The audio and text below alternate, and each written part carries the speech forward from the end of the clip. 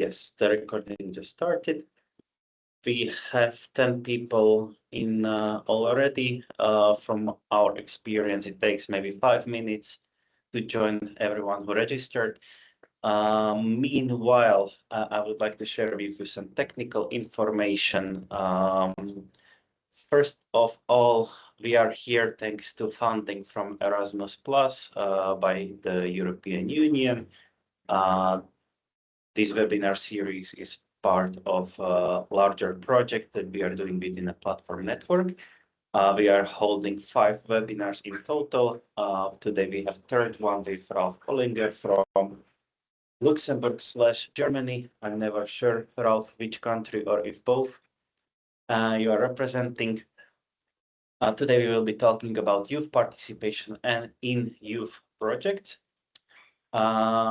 After our webinar, everyone will receive Ralph's presentation and the recording, and those who fully participate in the session today will also receive a certificate. This being said, my name is Jakub Spišek. I will be the technical support of this webinar. In case you have some problem with connecting with sound, with video, you have my email. I was sending you all the invitations before, so we can use the same email as before. Also, I've kindly asked everyone who can to turn on your camera. From personal experience, I can tell how better it is to present in front of human faces instead of icons. So if that's in your possibilities, please turn on your camera. Yeah, that would be it from the technical point of view. And I would like to give the word to our presenter of today, Ralph Ollinger. I know Ralph for almost 10 years, maybe a bit less. Yes, 8 years. 2018, I think, was first time we met. Ralph will be presenting today amazing thing that they are doing each year. If I'm correct, every year EVEA is holding around 50 youth projects. But in their organization, they have only 2 full-time employees up to this moment. And they are managing this huge amount of projects participants with participation, which is the topic of today. First time I understood how Ralph or EVEA is running the things, I was quite amazed. And I hope you will have the same experience from Ralph's presentation today. Ralph, the word is yours. Welcome. Thank you. Thank you, Jakub, for that lovely introduction. Thank you, anyone else, for joining, for your interest in that topic, participation in youth work. Maybe I'll start with a short presentation of myself to just give you a small background. To answer your question, Jakub, I am Luxembourgian and German. I grew up in Germany. I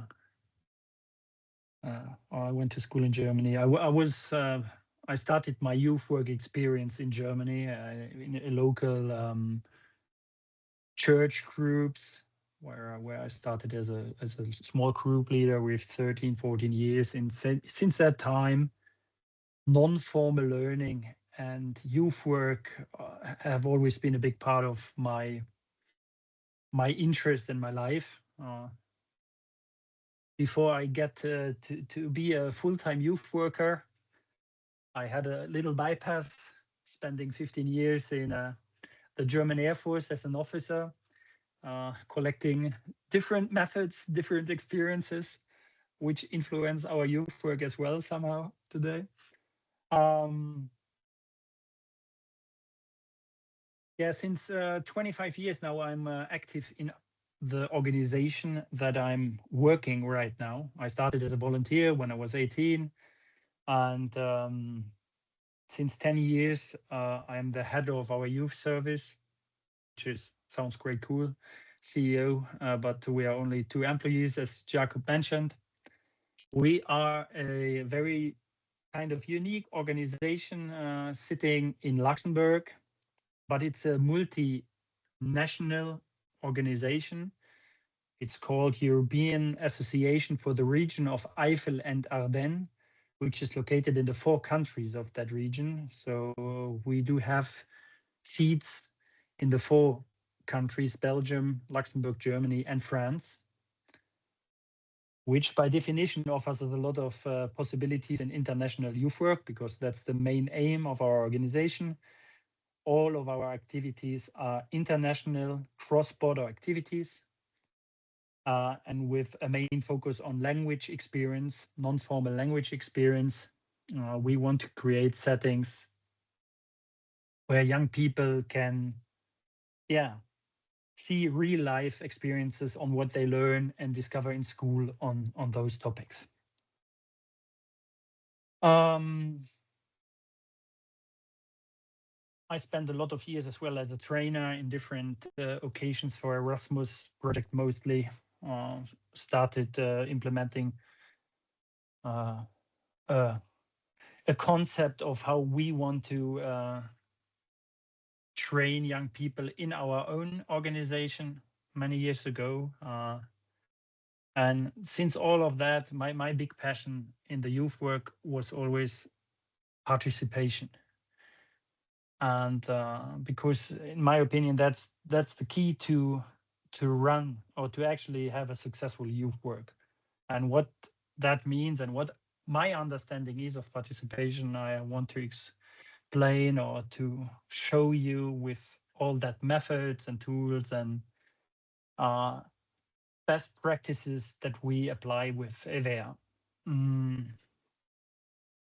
Yes, in some years now, as you can read, my kids are 5 and 7. I'm as well in a new perspective, what youth work is. I'm a father now, so I'm a parent as well.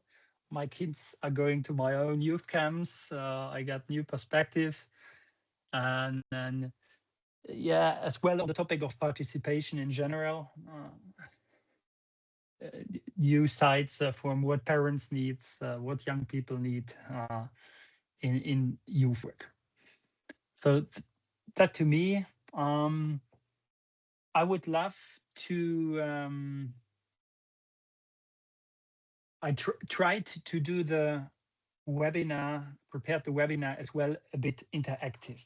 So I would kindly ask you to either scan the QR code and follow the presentation because it has some interactive parts,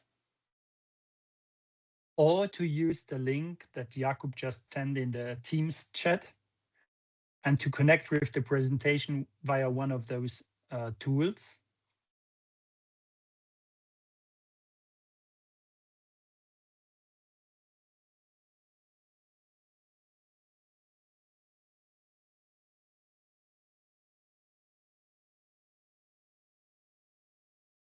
Maybe just once again, for those who have been late, or just entered, please try to scan the link that Jakub sent in the WhatsApp group, or to scan the QR code to follow the presentation and to participate in the interactive parts. For those who don't speak German, as I do, somehow we couldn't switch the language of the app, or how to call it.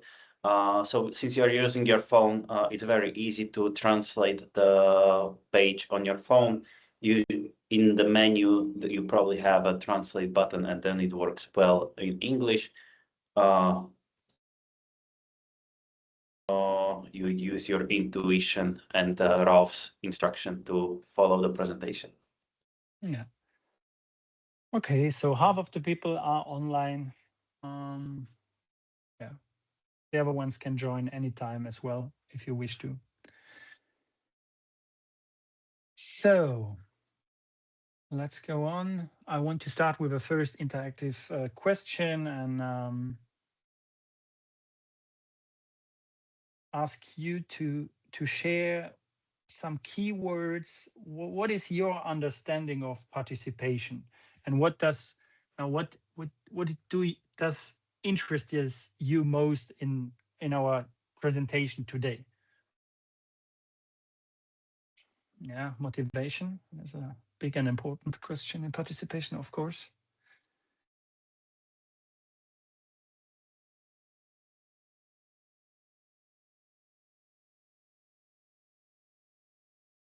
To do it in practice, active involvement,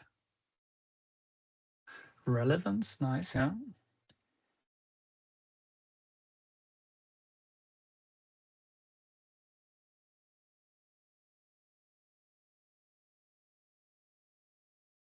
Access.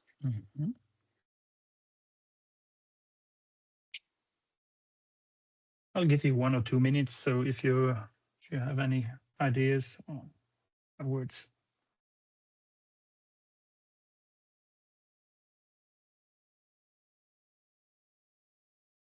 Quality youth works. Connecting.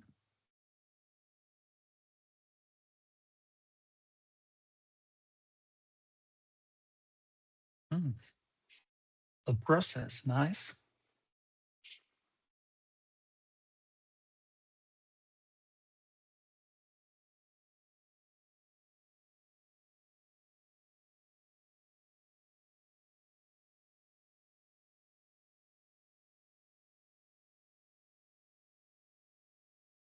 Yeah, that looks really good.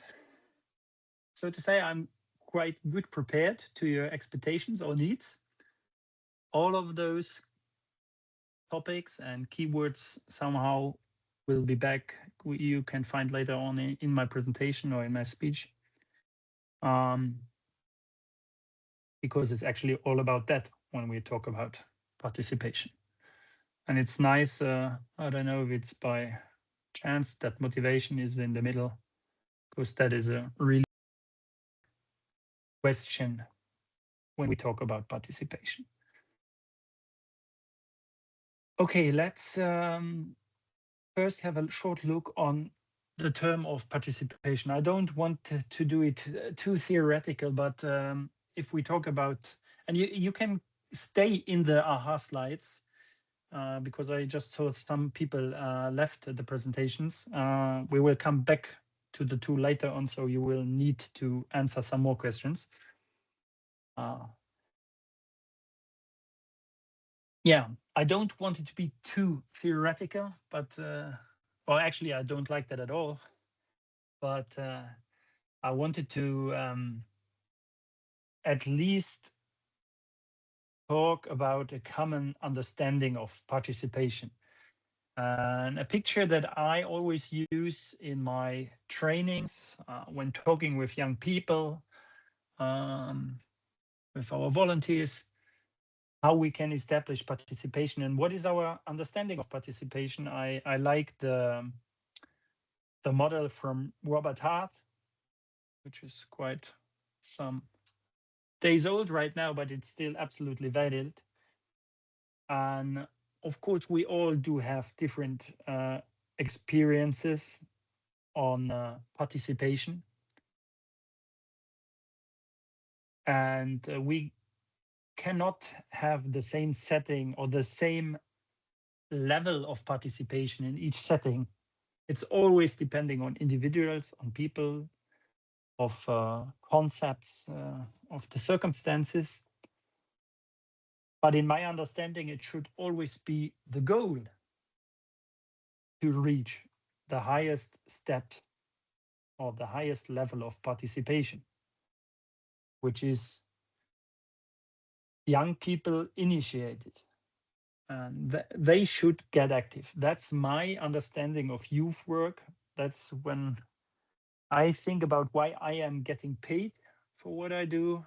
That's my motivation. That's my goal, to empower young people to get active.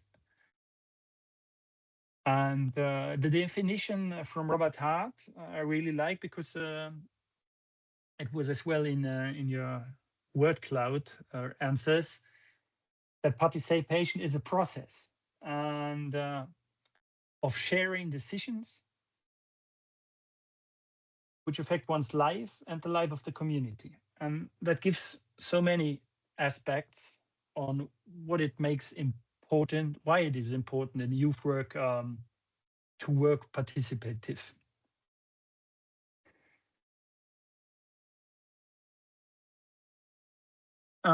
Before I go deeper and explain how we work, I would be interested to get another answer from you.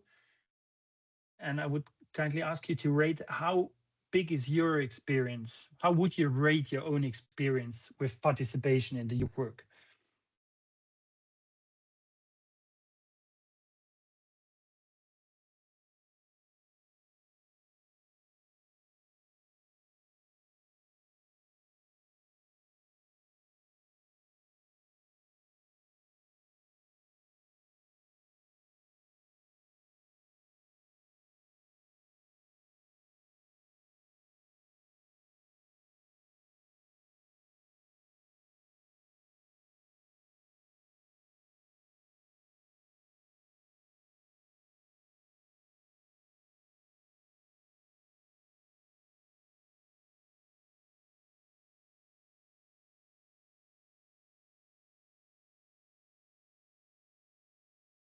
Okay, thank you for your feedback. So it seems that we have quite some people already very interested and experienced in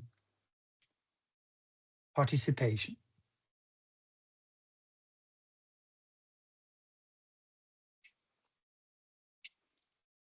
How do we work in our organization with young people? I want to introduce that a bit in the beginning.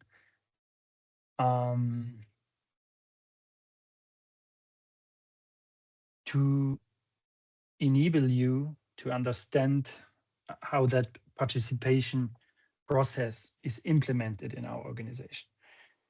What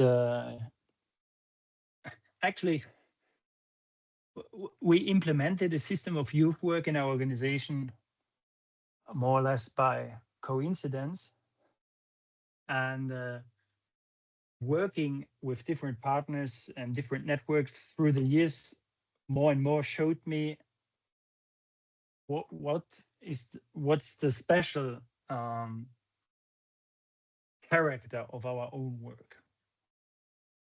So as Jakub mentioned, in the beginning, we are organizing like more or less 30 youth exchanges per year, most or many of them financed by Erasmus, but many as well financed by national, local money or just by parents' money.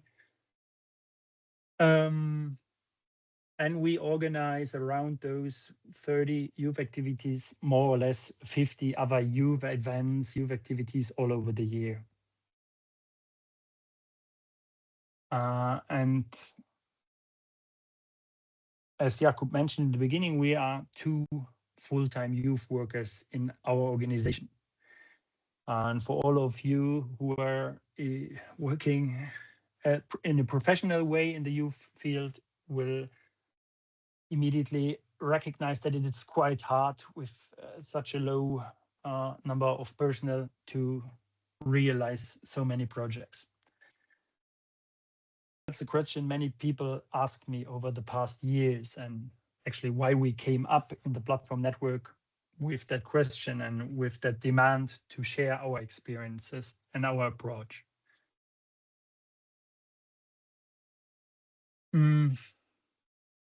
Maybe it's important as well to mention our organization is based in Luxembourg, and that gives us as well some kind of special circumstances and background. Luxembourg has a long tradition in the field of scouting, and in that field as well in the field of youth work, like youth camps, youth exchanges. That is quite very, very popular in Luxembourg from since the Second World War or even before. And we do have 9 weeks of summer holidays, like many other countries as well. But that causes, of course, a big need for families and parents to somehow bring their children to some place in the summer. And that created that tradition and big need of youth exchanges and youth camps. That's the vision of our organization as well. Our organization was founded 70 years ago, and we are doing international youth work since more than 50 years.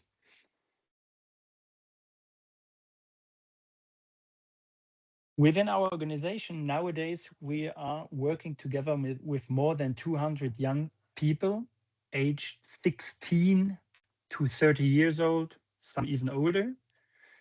And those young people run all our projects. We as an organization, we build the back office for all those project teams. We are the legal representatives in terms of Erasmus or fundings, etc. But we are not able to do all the work, all the project management, all the pedagogical work, all the organizational work, planning so many camps. That's all done by volunteers, by young people. We have created a setting that we have a youth leader team of 2 persons in each project. We adapted it during COVID time. Before, it was also usual to have 1 leader of a project, but since Corona, I decided to have always a second person, because if you work with volunteers, it can always happen that a person disappears out of many reasons, even not willingly. And yeah, therefore, nowadays we have a leader team of 2 persons, 2 people in every project. And normally a whole team of youth leaders depends on how many participants we take, but let's say 12 to 20 people in each project.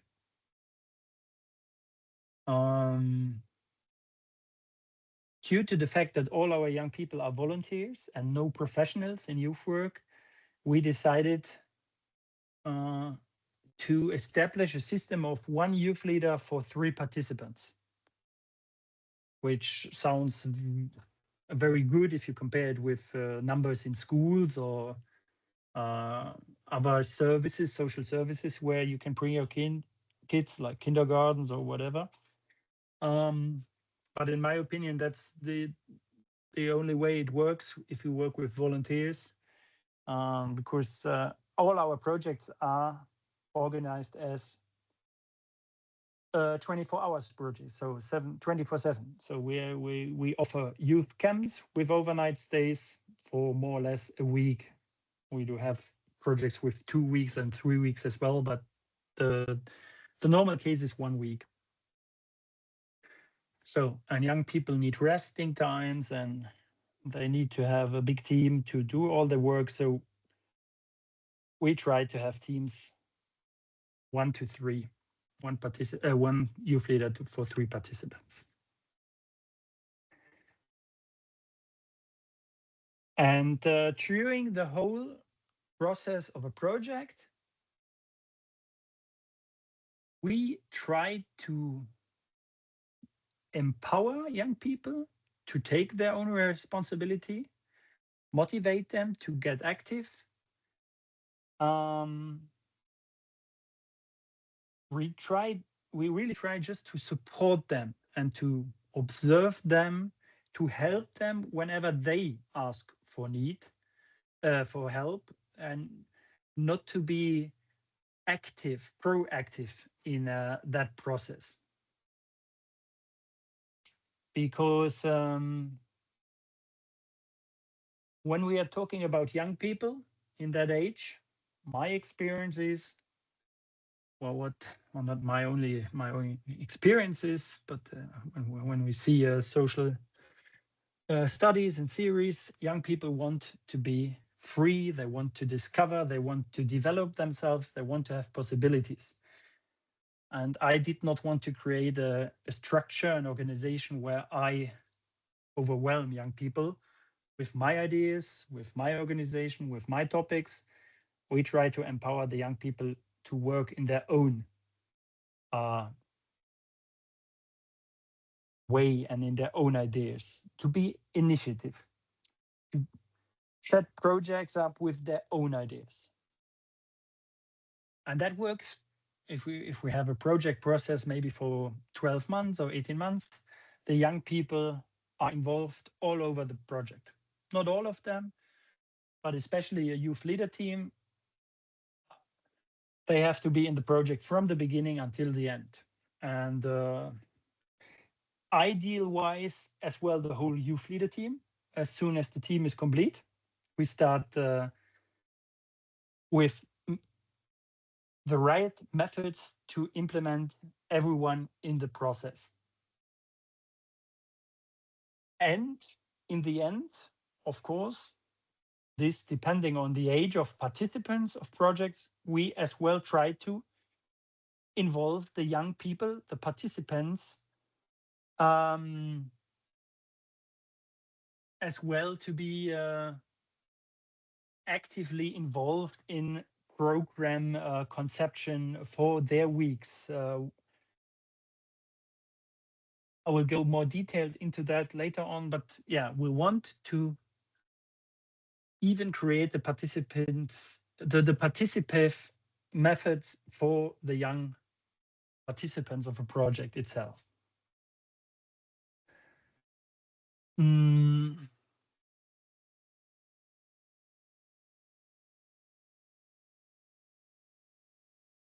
Yes, did I forget something? No. So that's the background of our work. I think that gives you somehow an understanding of how the projects and how the work is concepted. Does anyone have a question so far? If so, just feel free to maybe you just raise your hand and we can answer questions all the time, or we can answer questions in the end, as you wish.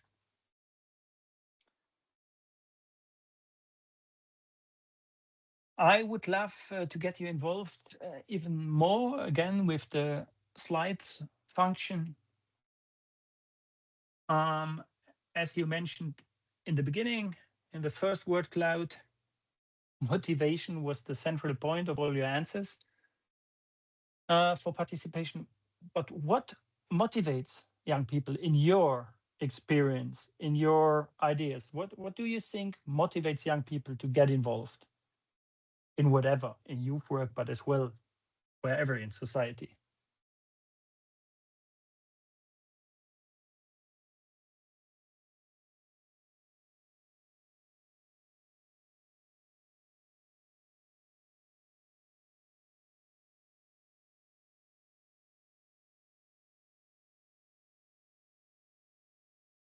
Remuneration?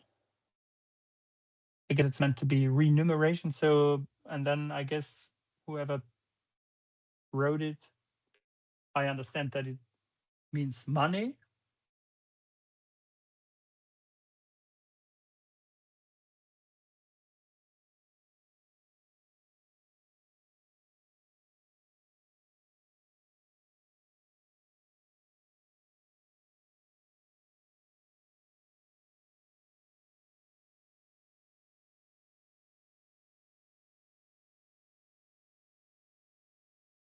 Mm-hmm.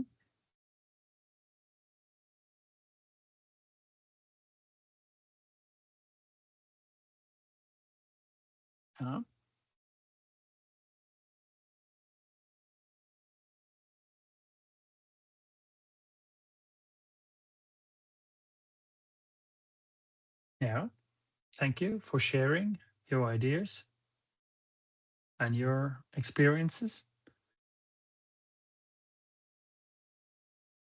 And yes, it's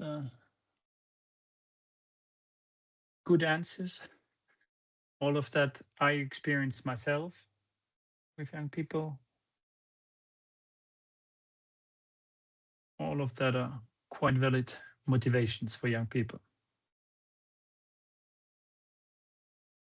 So Jakub, can you take a screenshot? I'm not sure if how that is saved later on in the AHA slides presentation or experience on that, but Done. done. Thanks.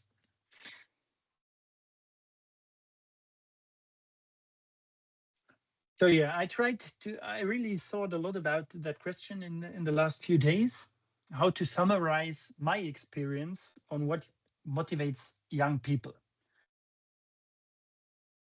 And I tried to create that bottom line above, that fun, friends, responsibility, impact.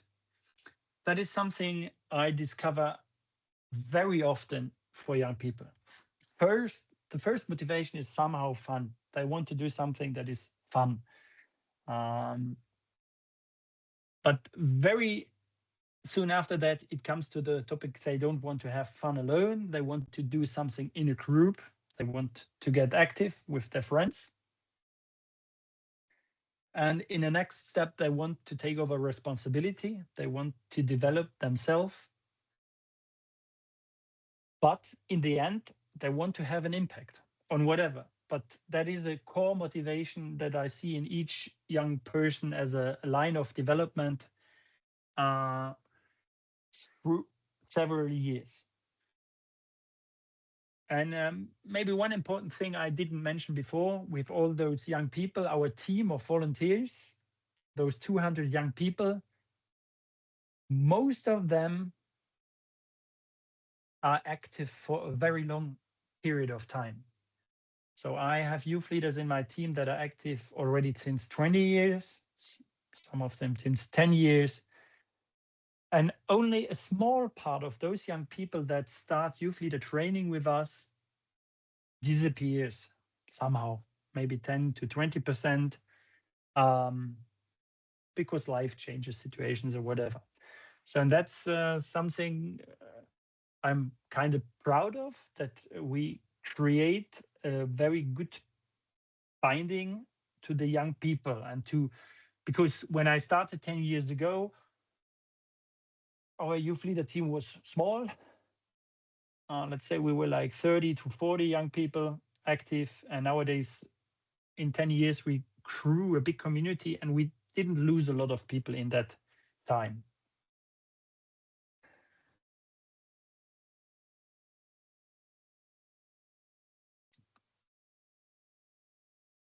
And I put it on the top list here of my reasons for motivation that I observe with young people: social aspects.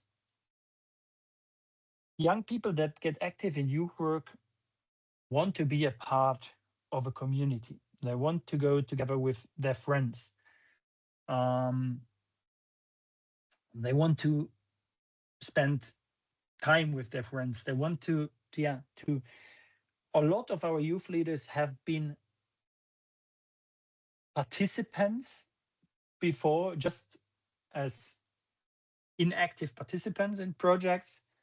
And of course, they see the other people involved in projects, and they get somehow like idols. For them, they want to be like them. And so 90% of our team comes from the big group of former participants in our own projects.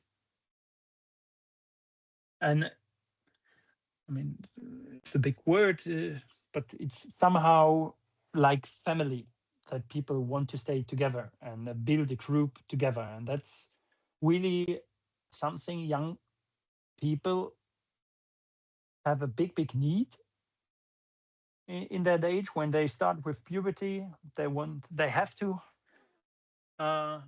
loosen their strange a bit to the parents, to their real family, and they have to build up new connections somewhere else in life.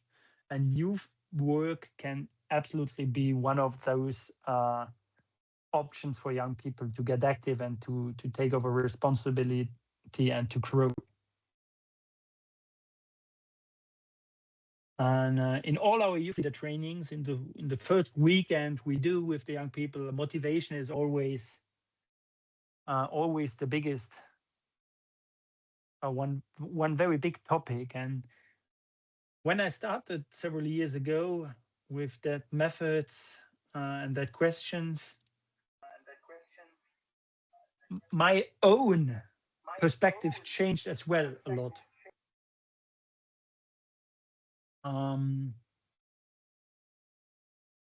I had different expectations and different thoughts on what motivates young people 10 years ago than I have today. And as I could see in your answers as well,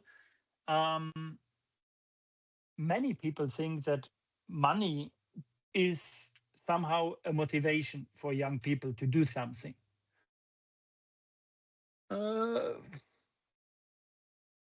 I think money is never demotivating in life, but it's, out of my experience, it's not a motivation for the young people to get active and to do something. It's a nice asset to have. And money for us as an organization, as a youth organization, it's important, of course, to have money to fund projects and to establish and enable other things is important, but it's not the thing that the young people at the end of their engagement receive money in their hands, what is really motivating them.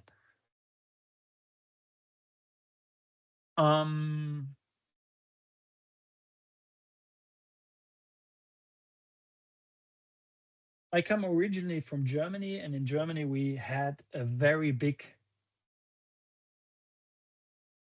part in our society, and I guess in the other countries it's the same, that volunteering work was a very important part of the communities, of local communities, regional communities. But nowadays, our lives, our society has changed because we Europeans decided that women have to work or should work, if possible, as well in our societies, which is good, but which changed our whole understanding of how families function nowadays. And that has a big impact as well on all those social services with volunteers. And the number of volunteers in all our societies is going down. But on the other hand, it's a big need of young people to volunteer, because that's a very nice opportunity to take over responsibility. If they go to university, they finish school, go to university, and then look for a first job, they do not get responsibility. They have to work 25 years and take experience before they can take a decision over coffee or tea, maybe. So, and that is something I see in the young people. They're really motivated to take over their own responsibility, to take decisions and to learn from it. And yeah, we'll talk about that later on as well. It's a big, important step for me as a youth worker to accept as well and to let young people take their responsibilities and let them as well fail, in brackets, as long as no one is in danger. So we live as well a very active and proactive culture of making mistakes, and a positive. I try to make it as positive as possible, that they are allowed to make mistakes and learn from that.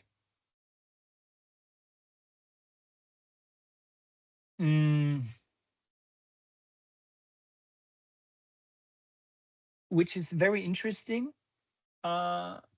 It's not in the beginning when young people start with their engagement. It's not the first steps that they are looking for personal development and impact. But once they are somehow active and have their first experience done, they seek for that as well.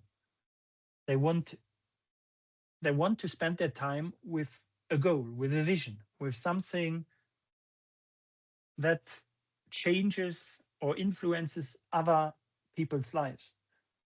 That can be maybe the easiest motivation to say, yeah, I had a great time as a youngster in youth camps. I want to give that same possibility and experience to young people as well. So it starts like this with very basic impact motivations. And it ends when young people really see challenges in our societies and focus on special topics. Let's say it's climate change, but let's say it's as well democratic participation in our societies, or whatever topic. and they really want to have to see some problems and to solve or help solving problems in society and to have an impact and to see a result afterwards that they that makes themselves proud and others proud. Because with that kind of impact, they get appreciation and projects and results get recognition. And of course, recognition and appreciation can be given by hard facts like money as well. But out of my experience, it's never the core, it should never be the core motivation. And those of our youngsters who are really good youth workers, who have really pedagogical idea of what they are doing, they are not interested in money. We have had a lot of projects in the past that were not financed with budgets from, for example, Erasmus or other things, and where our young people said, okay, over in the end in the budget, fine to share it with us. If not, no need for us to receive anything for our time or whatever. We're here to establish that kind of project together. And that's really something that, and that happens quite regularly. And that makes me proud because that really shows their dedication to what they are doing.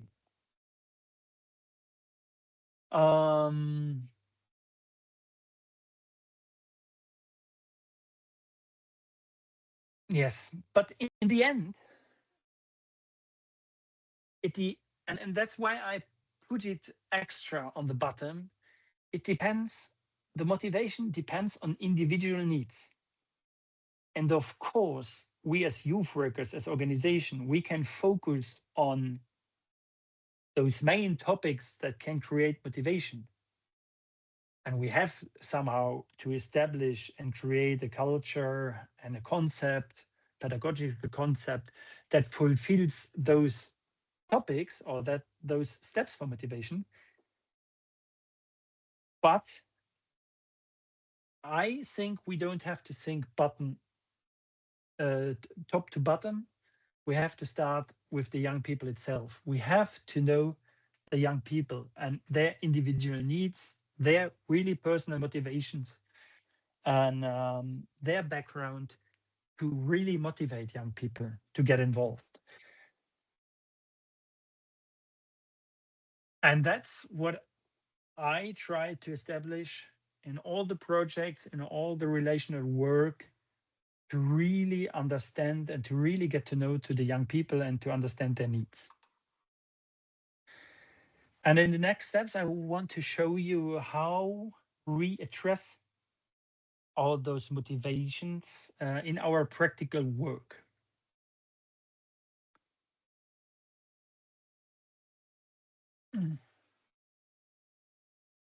And I really thought a lot about what can I share with you where we had really excellent results by using different tools and different methods to raise motivation and with that to raise participation of young people.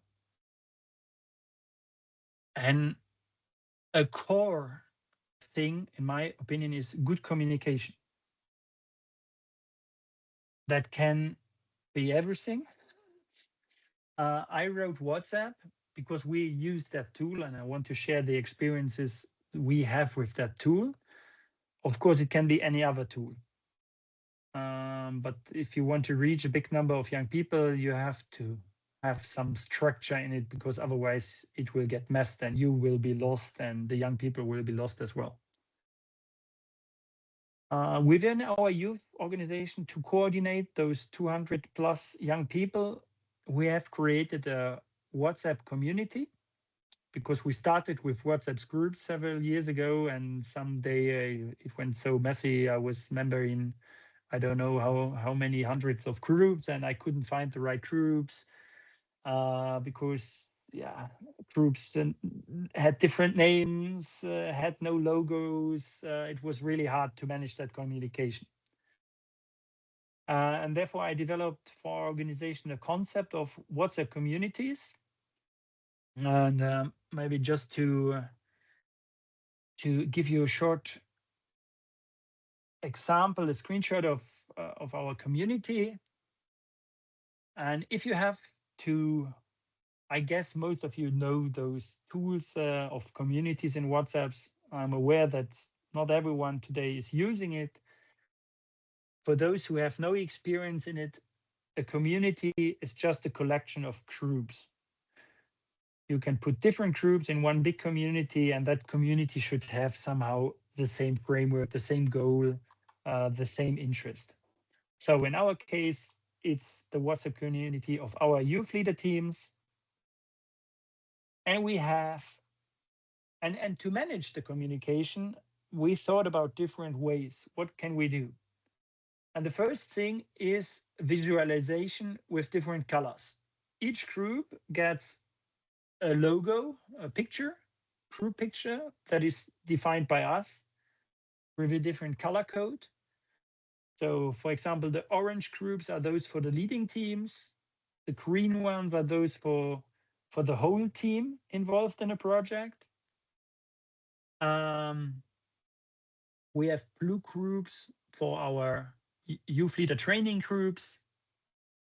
And we do have, not in the pictures to see, but we have another code for red for coordinating groups.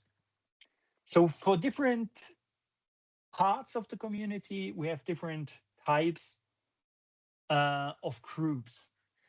And it sounds very simple, but it's very important to structure that communication and to refine the groups and to enable young people good communications in the group. If they do not find the right groups, the process stopped. Next to the color code, we as well established a clear idea of how we are going to name the groups. So in our case, it always starts with the full project name, the year, and in the end, it's as well what part of the team is into the group. And when I introduced that community, I don't know, 3 years ago, when WhatsApp offered that possibility, I recognized immediately a big change of communication within the teams. Because me and my coworker from our office, of course, we promoted that way of communication, and we are using the groups. And it gives us as a youth organization a clear picture, and we know who to put. We manage most of the groups. We do manage as a youth organization, so we decide who is in which groups. And that helps the volunteers enormously, because they sometimes do not have the contacts from each other when they are together in a project. All those problems have been with us in the past, and it took maybe 2 or 3 weeks to establish a group just for a project until everyone joined. Nowadays, everyone is in the community. I can send an invitation link for a new project, and I can ask the young people to individually join the group. If someone is not reading messages, of course, project leaders can still add them manually if they have the numbers, the phone numbers. But it really helps to structure communication, and I can highly recommend to use that kind of tool if you have a team of more young people to coordinate and to stay in contact with. And especially the announcement groups in the communities is a very powerful tool, because we as community admins, we can reach our whole team within one chat channel. And we use that, for example, as you can see in the screenshot here, to share additional information that we get that is interesting for all of them. For example, youth leader trainings, or whatever is interesting for all of them. I can reach all of them, and that's really powerful as well. In the meantime, I told you in the beginning, since I'm a father and since my kids are participants as well, I have new perspectives on the youth work. Last year, we have established, that could be interesting for those who are working for a youth organization, we have established a second community, not for our youth leader team, but we have established a community for parents and kids. And those projects where kids are old enough, our youth work starts from 6 years old. Of course, they do not have mobile phones in that age, but as soon as we speak from youth work, 12 years plus, most of the young people do have a smartphone, mobile phone, and most of them use WhatsApp, even they are not allowed to. So from that age group on, we offer groups as well for the participants, closed groups without parents, very important. Big administrational task to take care that parents do not enter youngsters groups because it's private spaces for the young people.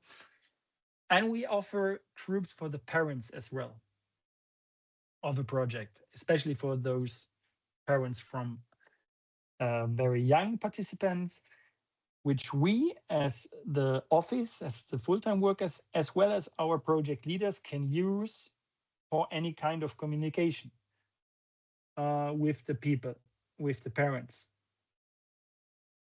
That gives the big opportunity to make proactive communication on whatever you like.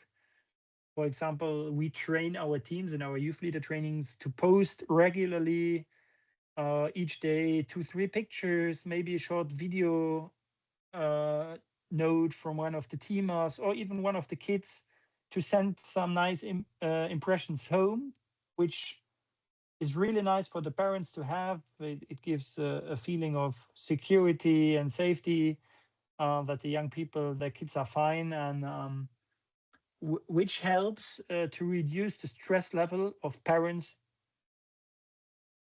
immediately.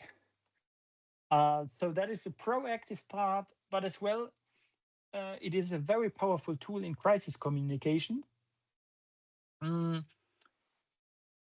In the past, whenever there is a crisis, I don't know, some participant had an accident, or I don't know, there was a problem with a reservation in a hostel or whatever, we have a crisis and communication starts.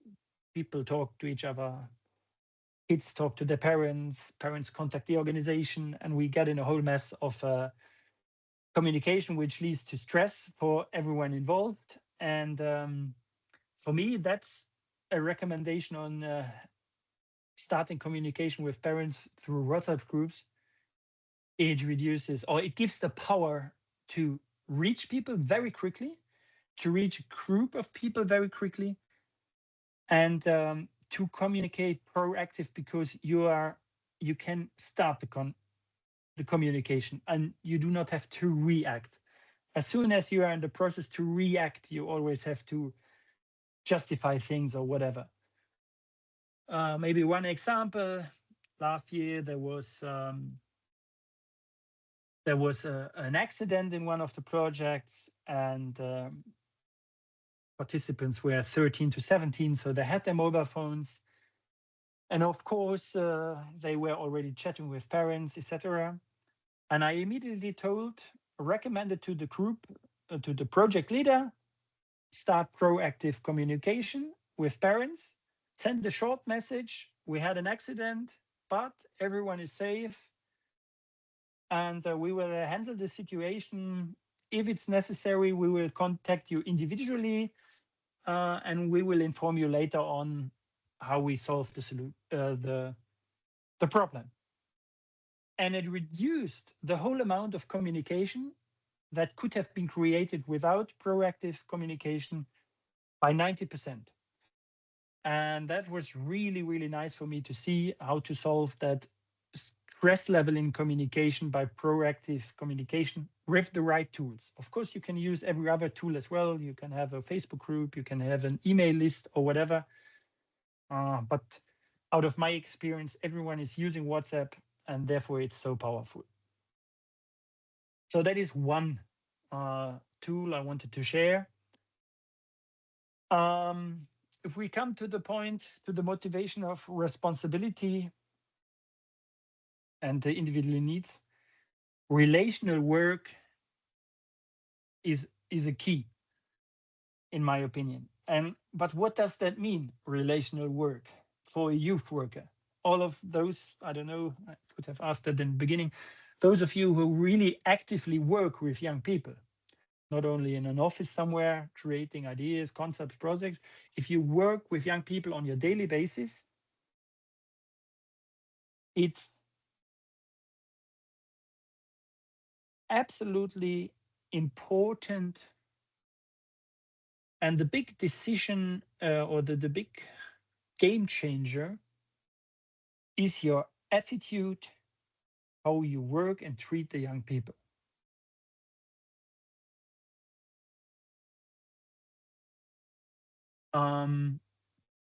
I said in the beginning, I was working 15 years in the forces as an officer. We had a common regulation in the forces, which was for the officers in the education. And it was the rule one was those who wants to lead people, they should like people. And I found that really interesting that the military is promoting such philosophic basic understandings. But that's what I transport in my work today, and what I transport in all of our youth leaders' work as well. If we want to work with the young people, your attitude is important to really be interested in the young people. Not only do you have time for my project, no, you should really find some kind of methods, especially when you manage a big team, how to stay connected, how to not only create an interest, how to have an interest in the young people. And my co-worker and me, we discussed how can we manage such a big team, and how can we avoid to lose young people. And that's another method I want to share with you, because it's really powerful as well, and we use it in our daily work in our office. We created our own youth leader board. Very simple and basic idea. It shows 12 months of the year, and every of the youth leaders has his own magnetic button. We printed the faces and pictures of and the names of everyone on one of these magnetic buttons. And the place where the button is placed on the board shows us our last contact with our volunteers. And with using this tool, we want to avoid to forget or to lose young people. And our goal is to have contact to every one of our youth leader team within the last 3 months. So I took the picture today. As you can see, I'm still missing some in October, November, December, where I had my last big meeting with them. And it's really getting urgent now to contact those ones to flip back to an up-to-date contact. So I really, and that's a method that we created in the office to visualize for us when did we have the last contract, and to remember ourselves to not forget anyone, and to stay connected with the young people. If you have a big team and there are some individuals that are very active and very demanding as well on attention, it tends to happen that you focus a lot of them and forget others. But it's our responsibility as youth workers to pay attention to everyone. And this is such an easy tool, costs you nothing but a bit of time to create it once, and then it's so powerful. And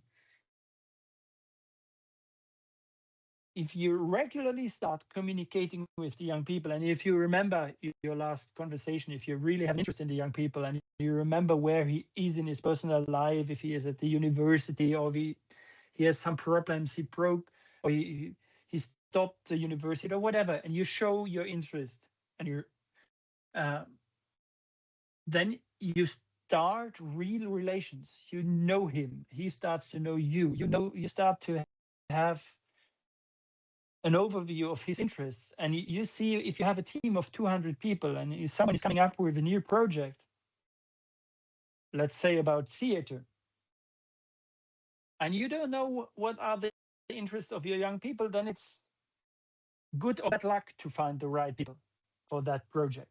But if you know your young people, if you talk to them, and if you ask them the right questions, then you have a small idea of their needs and their wishes and how to integrate them in a whole concept of youth work.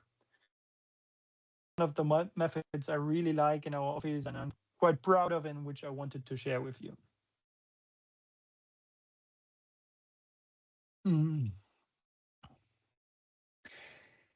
A very important point in motivation, out of my observation, is as well transparency.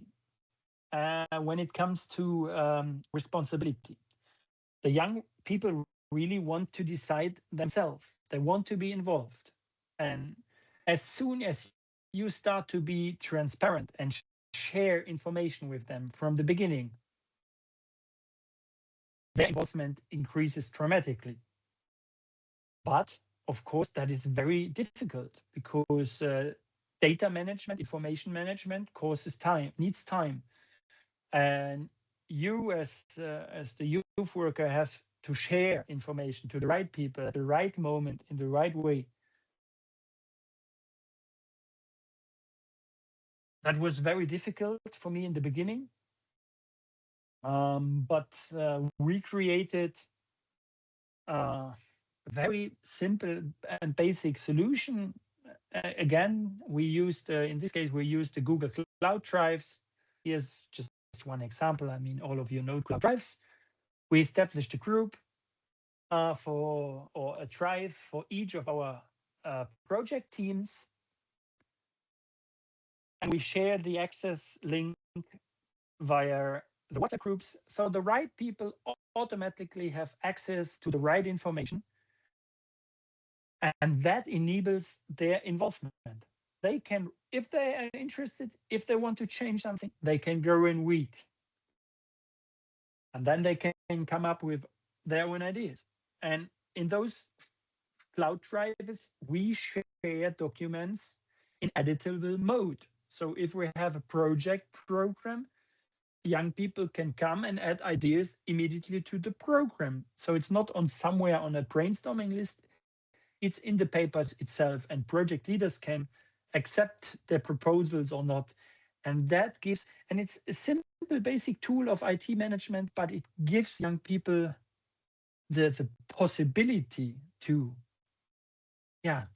participate and to fulfill their own ideas. And that's really, really powerful as well. And I can only recommend everyone to use such easy tools and free tools to implement participation.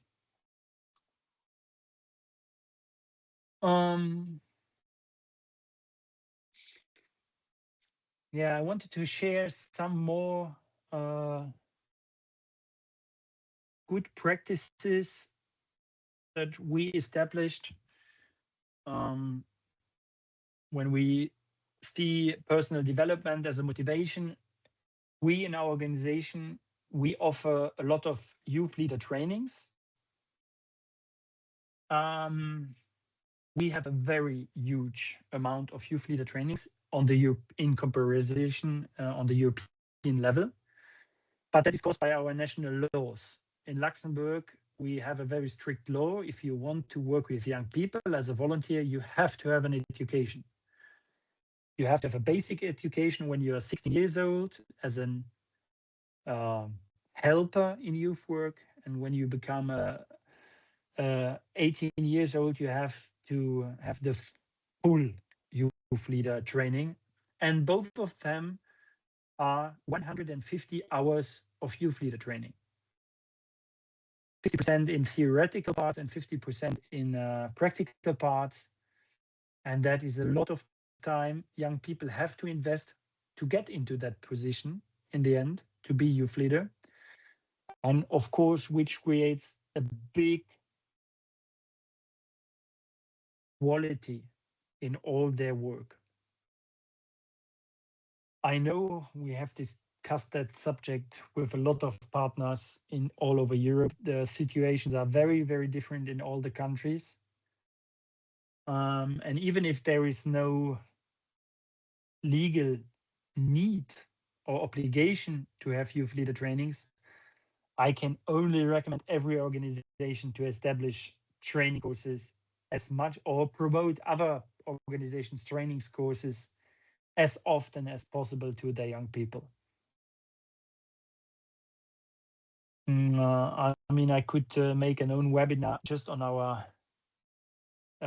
education concept for the young people, which through that kind of system, we support the young people over 3, 4, 5 years. We have even more steps in the education. So after they have done those first 2 steps, 300 hours, the next step is to become a project leader. There's another training. And then we have several specializations, for example, for international youth work or for outdoor youth work or others.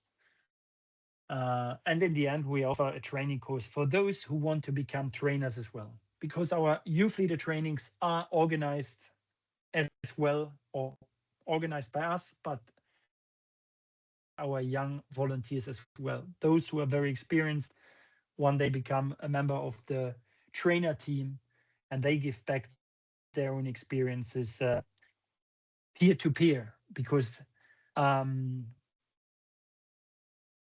they have the personal relation much closer than me in an office to the young participants. We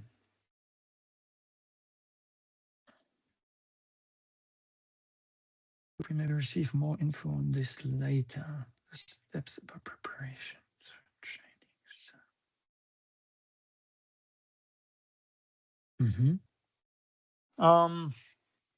I can do it in the end, but I can do it right now to the question. Steps about preparation. So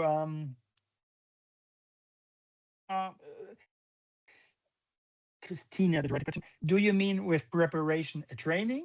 Yeah, through training. Okay.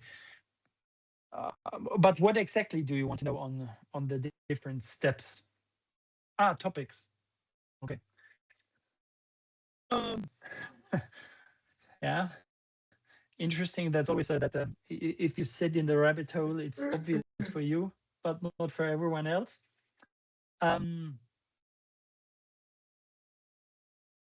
We offer all the topics that are necessary for the young people. But what does that mean? If we look the basic education when young people start, they can start with 16 years old in our organization with their first diploma. And there we have 3 modules. The first module is everything about get to know yourself, individual competences, my own motivation, my own communication skills, everything about the individual and its competences. That's our first module in the basic training. The second module is about group competences. How does a group work? How does a group develop through a week? How can we as youth leaders influence a group? How do we handle conflicts and crises in a group? How do we manage communication in a group? All of that is a big topic in the second part. And in the third part, it's all about organizing and management. How do I organize a camp? How do I organize a workshop or a game? Whatever. That's the third part with all those practical stuff. That's the basic training that we offer for minors already. When it comes to the second step for the adults, 18 plus, the trainings offer more and more a bit the same topics, but with a different perspective on responsibility. And in the adult training, because as I mentioned in the beginning, all our projects are intercultural projects. We focus a lot on the topics of how we solve intercultural challenges and problems in projects. How do we handle different legal backgrounds? In the one country, you are allowed to drink alcohol with that age, and in another country, you can start earlier. Causes problems. Everything else, habits. Scandinavian people eat dinner at 6, Spanish people eat dinner at 10. How can we handle that in a common project? All of that. Intercultural challenges is a big part in that training. Intercultural challenges, legal challenges, and the most important thing, in my opinion, in international work is how do we handle language barriers in projects? How can we communicate? What's a group's powerful tool in that topic as well, to communicate in different languages, the same messages, for example, and how can we establish games during a project that help the young people to discover the language of the other persons in the camp? How do we enable the young people to speak English in a project as a common language, even it's not their mother tongue, but yeah, how do we show them that no one is speaking mother tongue English in Europe? Almost no.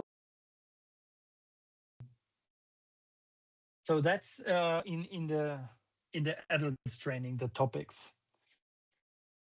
And then of course there are a lot of specializations. We offer trainings on first aid. We offer trainings on how to cook outdoor for big groups. We offer trainings on mental health.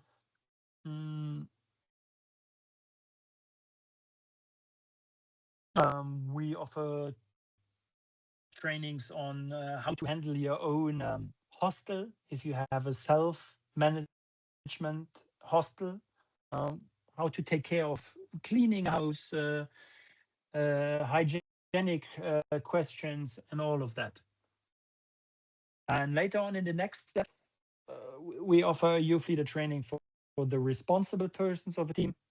So, and then it comes to how do I build my own team, how to choose the right persons I need, how do I manage my team, again, how to manage conflicts, how do I communicate with all my stakeholders, parents, participants, foreign troops, whoever, how to do crisis management, how do I communicate with press and media. That's everything that we offer for the responsibles. And later on, if our young people really want to become trainers as well in our team, we offer trainings on pedagogical questions, how to train other young people, and how to be a trainer. So I hope that answered the question, Christina.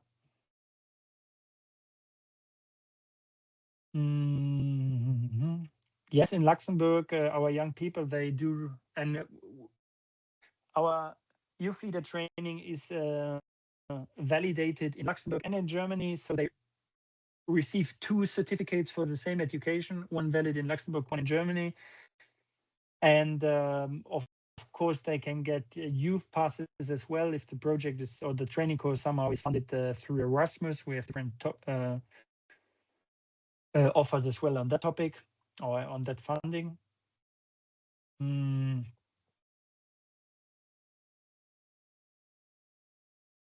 Well.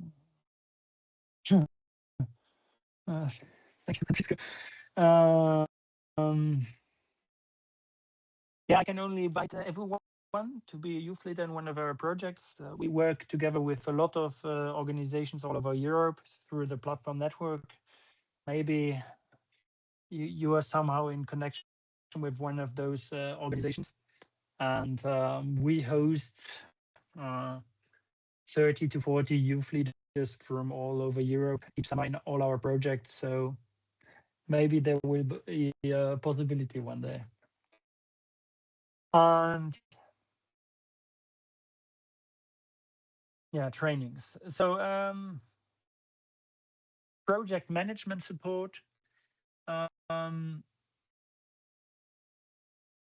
This creates the big impact, or this helps the young people to create the impact. If we come back to the motivations, we as full-time workers we do not, how to say, we do not do the project management, but we help our leaders to do a successful project management. We prepare tools for them, we prepare the cloud drives, we prepare the WhatsApp groups, but they have to use it. And if they don't, we are there as pedagogical advisors to show them, if you don't react now or in the next 2 weeks, then you will maybe have a problem. Think about it. So we try to be advisors in the background and help them establish their own project management to be successful in that step. And if they are successful, they will create impact. They will see their own participants in their projects with smiling eyes, smiling faces, and that is the biggest impact they can create in their positions as youth workers. And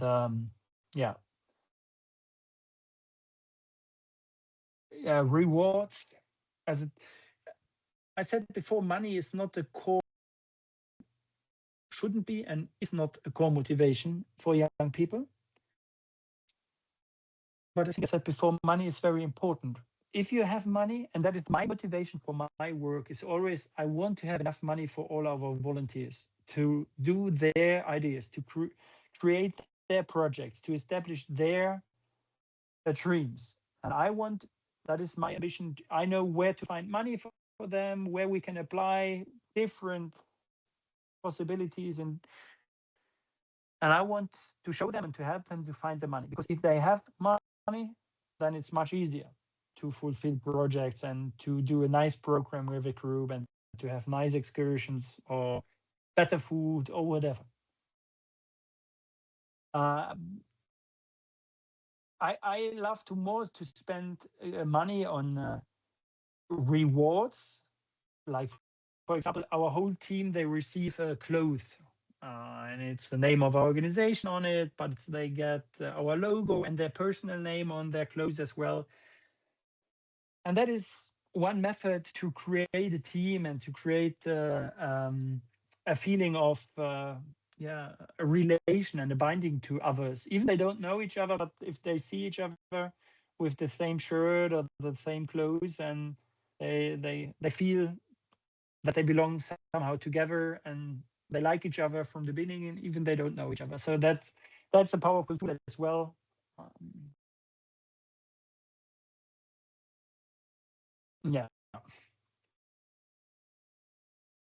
But a much better reward than clothes or money or other goodies and giveaways or whatever. It's nice to have if you can find financiation for that.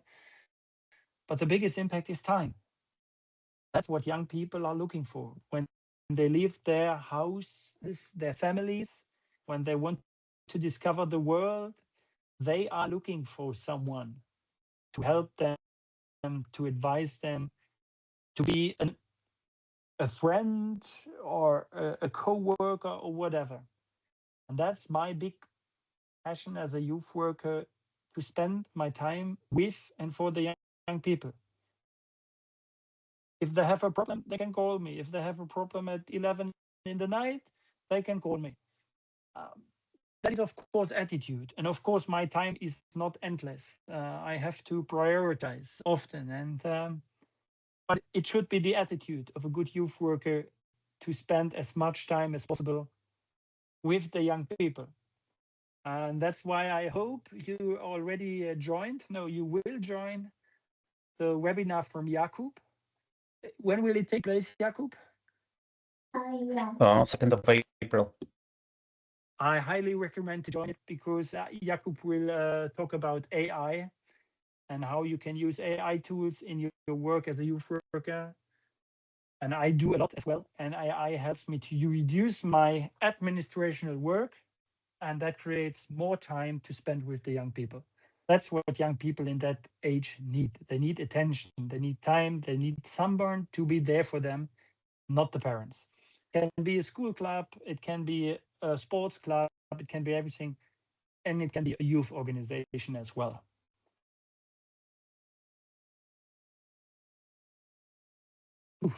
So I hope I did share everything with you that was important for me on that topic.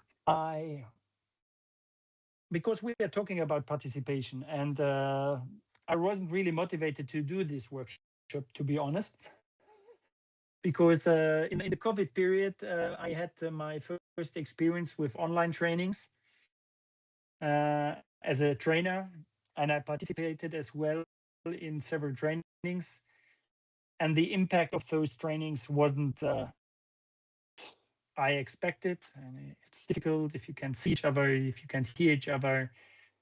So I thought about, what do I do in my training courses as a teacher, as a trainer, to establish a good level of participation. I tried to ask some questions, but yeah, it's not really interactive in a webinar form.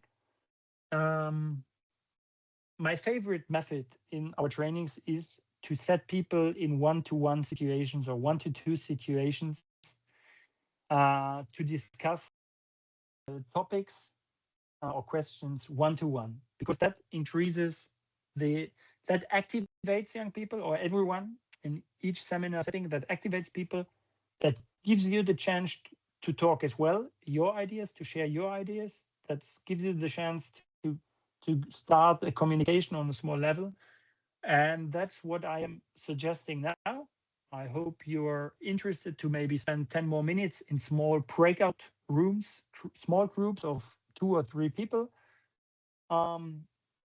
I hope everyone is interested to join in those groups. Jakob, what would you suggest? How many groups should we do? Because I'm not. Or should we ask everyone who is really into breakout rooms to turn on the camera now? Or even if it's just for short moments, so you know who to put into groups. I think I will start with a random assignment, and then I will go through the rooms and see which rooms are active or not. Okay. And then we have prepared 3 questions for the breakout rooms to discuss it in small groups. And after that, after maybe 5 to 10 minutes, we come back with everyone, and we can have a short Q&A session in the end. And I will be happy to answer all your questions if you still have. So, Jakub, feel free to start the breakout rooms.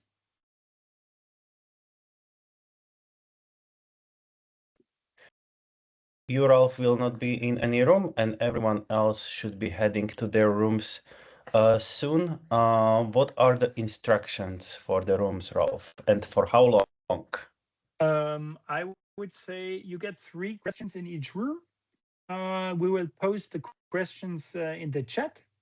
So you will have the first question will be, how does participation look like in your work or your organization with young people? I want you to share your own experiences on that question. How do you work with the young people? That would be the first topic. For 5 minutes, or how long? Yeah, 3 to 4 minutes, then we will post the next question. Okay, so everyone is heading to their rooms. We will have 4 rooms. I will be checking up on them soon. And I will also post the question as an announcement afterwards, so you see it. Great. Thank you, Jakub.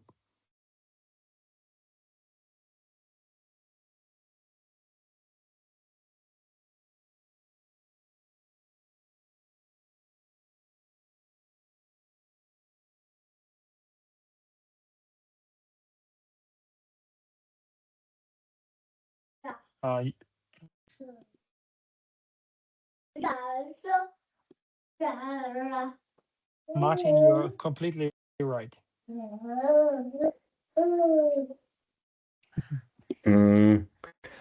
Ali, you should be heading to your room. Is there a pop-up button or something that you didn't click?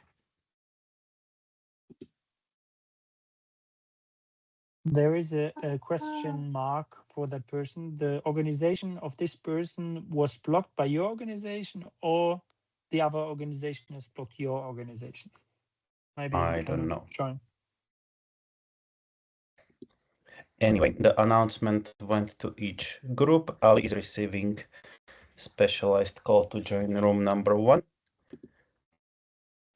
And you can rest for a moment in here, Ralph. I will go check each room to see what is happening there. If someone is alone, you can even add me to the group. Yeah.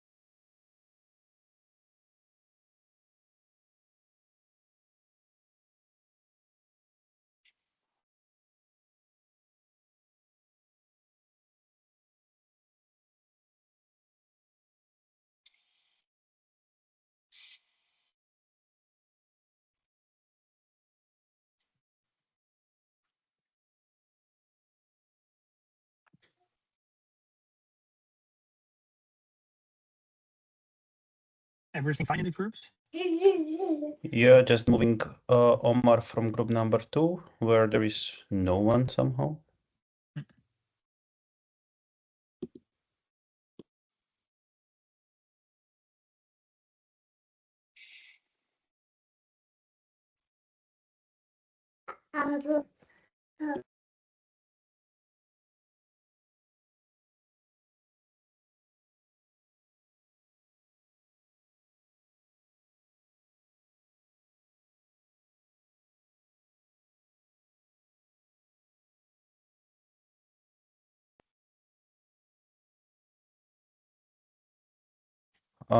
So we have only 2 active rooms actually. Last time I'm doing webinar with MS Teams, Ralph. This is somehow horrible. This is recorded, I think. But hey, let's speak the truth. Yeah, so we have one room where there is 1, 2, 3 participants, 4 actually talking, and Francisco and Cristina. For the next question, I will equal the groups, but now I don't want to. If they, I think it's better to keep the groups as they are. Yeah.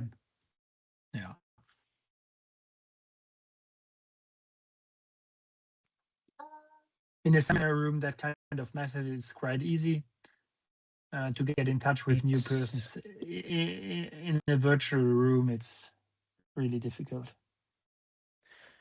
But it's working somehow. 3 minutes have passed. Should I share the second question or? Yeah. How do we proceed here? Yeah. Martin, what do you think is the second question? Martin has learned how to climb stuff, so he is climbing everything now. Very good. Martin, So proud of you. do you remember Ralph? Most probably not, but But I he can saw feel you. you. Oh yeah, we danced. 1, 2 times properly. You remember 3 Ralph? times. Dance together, my boy. Oh, With famous good dance. music. Mhm. Martin, you cannot touch computer. I'm really sorry. Come on, we are talking about participation. That's distraction, not participation, Ralph. That's different things.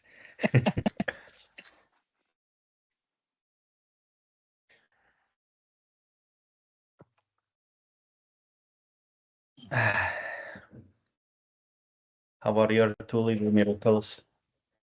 Sorry? How are your 2 little miracles?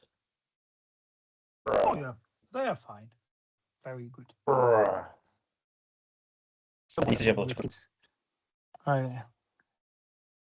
we're having 1 more week of school and then we are going on holiday, and they're already like very excited to go to holiday. And yeah. Martin? No, you cannot touch. You will cancel the meeting for everyone. Is that what you want? Oh, Martin, chat a moment. So maybe last question now. It has been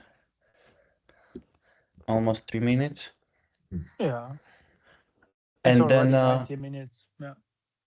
Then we meet in the plenary, final discussion, and then it's the end? Yeah, if there are some more questions, yeah. Okay. What challenges have you faced when trying to involve young people? Okay. Nom, nom, nom, nom, Martin.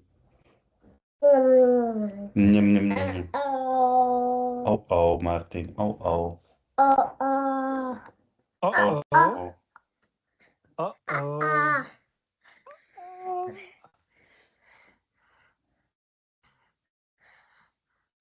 Oh, oh. Saying boom now. Boom is when something bad happens. Boom. And so we are in Malta now on vacation. And during dinner, there are a lot of babies, and one baby was just screaming. And Martin looked at us. Boom! Boom, what's wrong with him? It was so cute. Like he understands the concept. Yeah.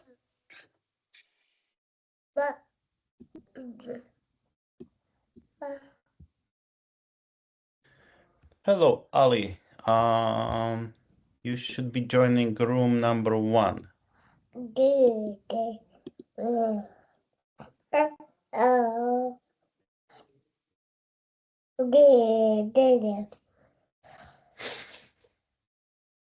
Hey, Ralph, whenever you say, we end the rooms. Yeah. Or maybe I give announcement of last minute. I don't see any of groups, like, I don't see any request that you should go into group 1. Like room 1. Sorry for that. Maybe it's even too late now. You can just stay with us. And Don't worry. It's a technical problem. I totally understand. I totally feel this. Yeah, so last minute, then we join everyone and we close up the session. Uh-oh. Uh-oh. By the way, how old is he? How old is my son? 1 year, 3 months. 1 year, 2 months. Oh. By the way, I'm already a youth leader right now. I'm going to prepare a 10-week project, and also I will be studying on Monday. Oh, cool. And especially to say it clearly, I can say that the volunteership in Turkey is much more harder than you expect from us. Since we cannot communicate, we cannot find participants who give replies so quickly, and also they are not so punctual as you think when it comes to asking, and also like maybe demanding a let's say if you demand a document, it finds at least 1 or 2 weeks to get that to like acquaint that document from that side. It gets later, much more later, because the things get intense. Some people are so cozy with themselves that they do not even give like they are not so punctual as we are. I can understand. Since Mm, I experienced this a lot, and also one of my youth leaders told me that, dude, I already got the ticket, and I already sent you guys, but after those 20 tickets, only 4 or 5 participants went to that area, and this is such a disappointment for me. yep. This also discourages the youth leaders. Sorry, Ralph. Before you answer, Yeah. we should close Yeah. the rooms. Oh, so sorry. No, don't Maybe worry, this Ali. will be addressed later. I'm closing the rooms now. Everyone should join.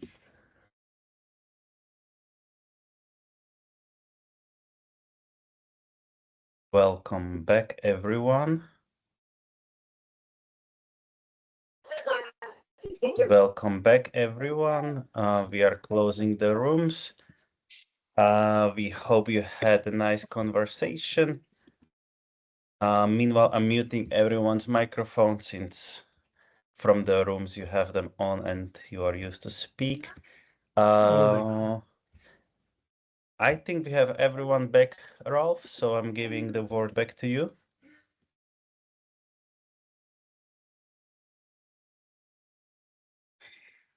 Yeah. I hope you had some good discussion as well in the breakout rooms, in the small groups.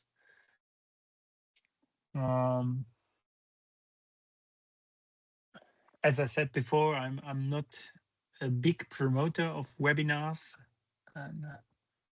but I hope anyway that you got interesting and nice input from my side so far. I know it's very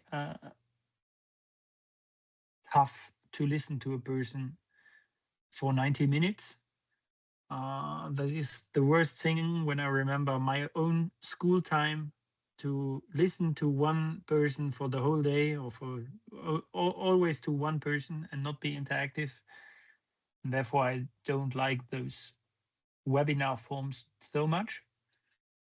And in our youth leader trainings, we have a rule that for the whole time that we work with young people, a maximum of 10% of the whole education time is allowed to be spent by only one person speaking as a moderator or whatever. And the rest of methods has to be interactive group activities, everyone activated in the group. So that is really difficult in an online form, but anyway, I hope you enjoyed. I'm here to answer your questions if you have. I can see on the screen one question. Well, it's not really a question, or maybe I didn't get it, Stefania. If it's a question, you can maybe resize it, or if anyone else has a question, you can even unmute your microphones and we can have a real discussion, a real conversation. It doesn't have to be on a tool. Jakob, you're having a question? Yes. I would like to share my experience with the system that you just described, because I was leading one project for EVA for 3 years-ish. 4 years. Yeah. So from a perspective of someone who was leading a project, this what Ralph was explaining today is really amazing. I remember first time I saw people with EVA t-shirts or hoodies or something, I was like, that's a bit weird for me, but like, okay, why not? But then I saw like those people knew each other, they were really connected. It was really, I hate this buzzword, but like community feeling in this sense, because as Ralph mentioned, there are some leaders who are there for 15 years or are doing several projects, and they really create bonds among leaders. This was really amazing. From my perspective, as like I was the main leader of this youth exchange, I didn't touch one paper. That was so amazing because there was one person assigned for administration, and this person knew what needs to be signed, where, how, what, and I didn't have to care about this. It's a small task, you know, like sign participants list or get this paper from participants. It's everyone can do it kind of, but if you are doing everything, then it's quite hard to manage the rest. So this is very useful. And yes, these WhatsApp communities as well. Let's say in some other projects, you have one WhatsApp group for everything, and it's a mess. You probably experienced that before. There is one WhatsApp group for one youth exchange. You have leaders there, you have participants there, sometimes parents join, and then it's spam there, like everyone posts random stuff, and after some time you see that people stop reading it because it's too much to comprehend. And this way, how Ralph explained it, like you have one group chat for parents and they talk about parent stuff. You have one group, one chat for participants, they talk about practicalities of the project, one for leadership. So youth leaders, they discuss what participants should know about, let's say. So this is very, very well working. And I think you didn't mention that, Ralph, during our webinar, but you also organized the final conference or leaders conference. Oh yeah.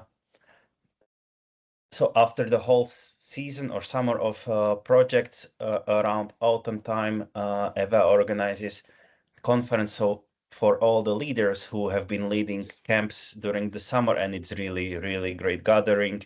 100 something people, this almost 200, Ralph. Am I correct? With more than 100 people for the last event, yeah. Yeah, that was amazing. Most of the people wearing the hoodies and t-shirts with their names on. That was really amazing, and people really felt like part of something bigger. So yeah, I can just highly promote what Ralph is doing as the final beneficiary, let's say, in this sense. Thank you, Ralph. For that lovely feedback. And we have question. Yeah, Cisco wrote a question. I liked your methodology. How can you keep motivation in digital era?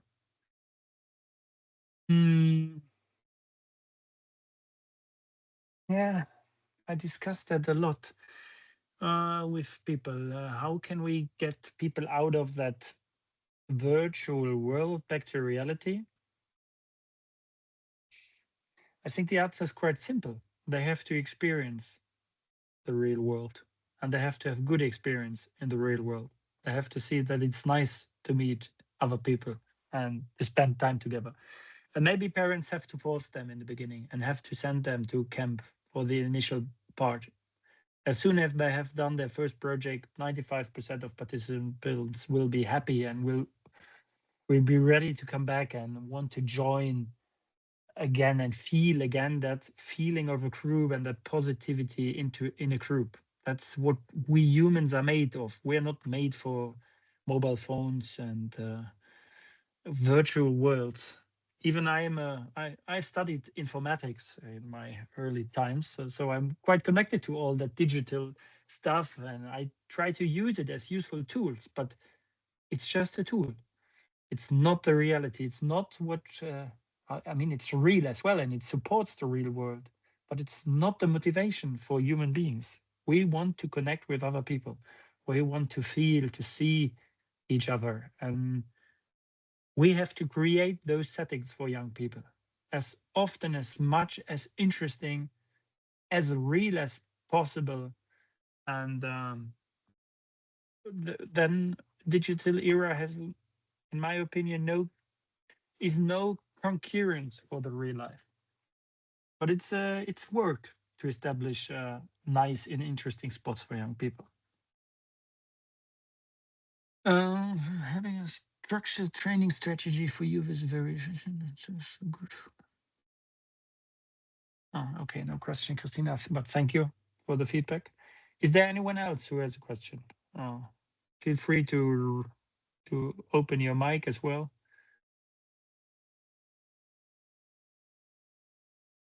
Thank you, Francisco, and thank you, Roya, for your sharing a picture that gives, at least for the speaker, a bit of reaction.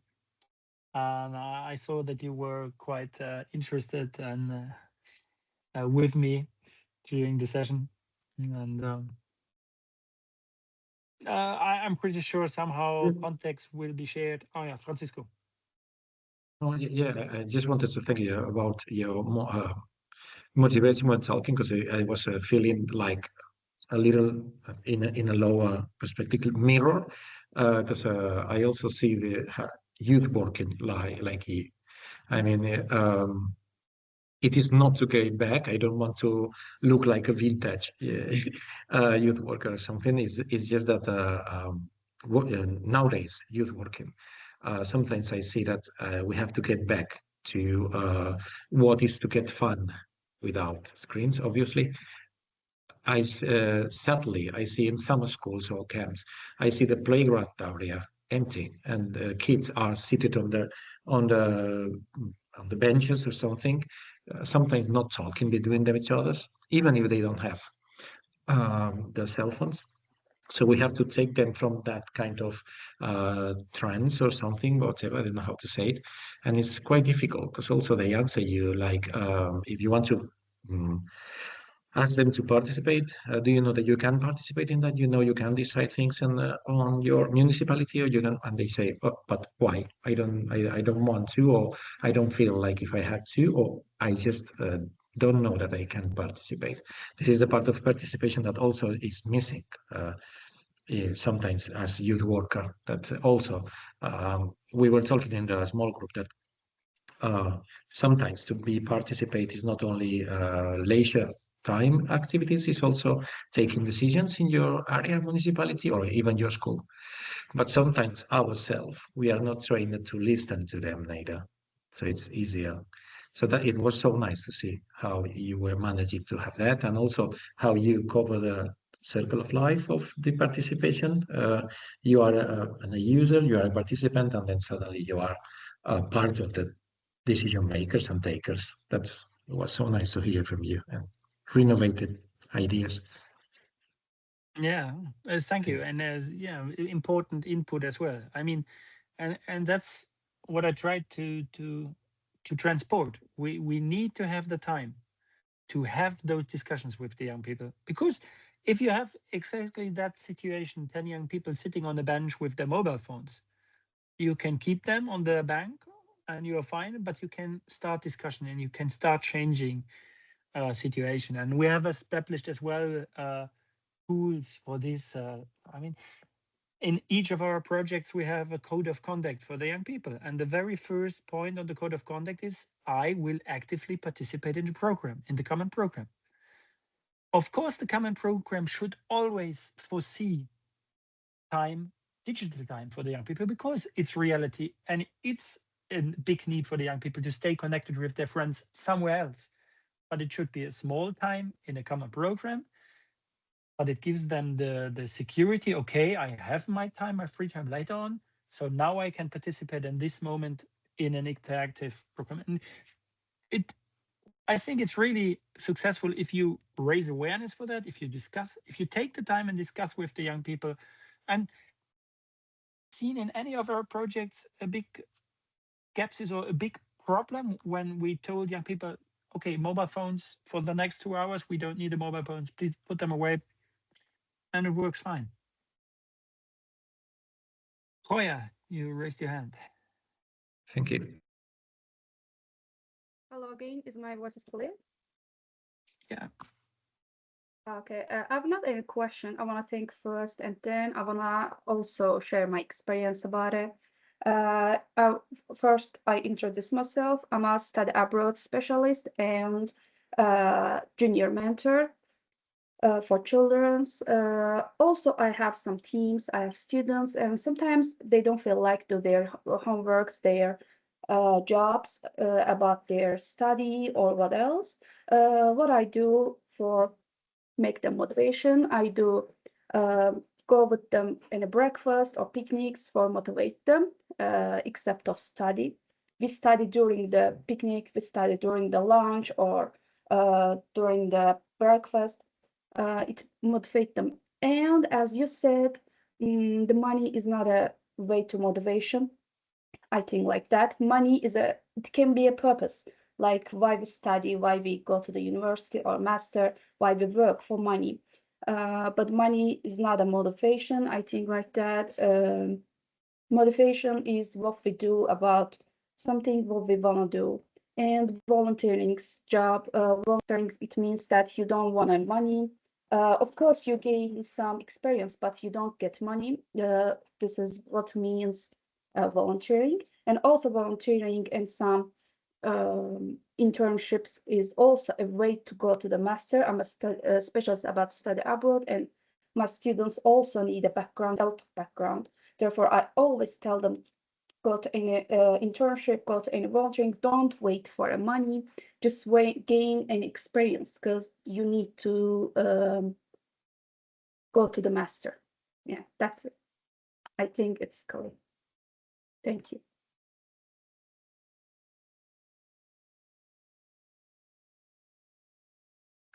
Your voice is not open, by the way. Sorry. Thanks. Yeah, thank you for sharing that experience as well, an important issue. And yeah, it's not easy. Youth work is a very tough work. Working with young people, I mean, puberty is a very challenging phase in a young person's development. And working with those young people is very challenging, 100% sure. But it's worth it. We have to invest that time, and the benefit from it is giving us as individuals, it's giving the young people, and it's giving us all as community so much if we invest the right time.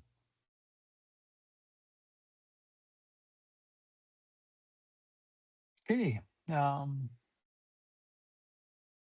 There's someone else with a question. I'm open for it. If not, thank you so much for your time. Thank you for your interest in that topic. Thank you, Jakub, for enabling and organizing all that. Was a pleasure to share my experience. Ralph, thank you very much for your time and effort. Once again, everyone who registered will receive the recording and Ralph's presentation, and those who participated today will receive certificate. Again, our next webinar is on Monday regarding mental health in youth work. If you did not register yet, I highly recommend. And thank you, Ralph. Thank you, everyone who participate, and have a nice rest of the Friday. Thank you. Thank you. Thank you. Thank you.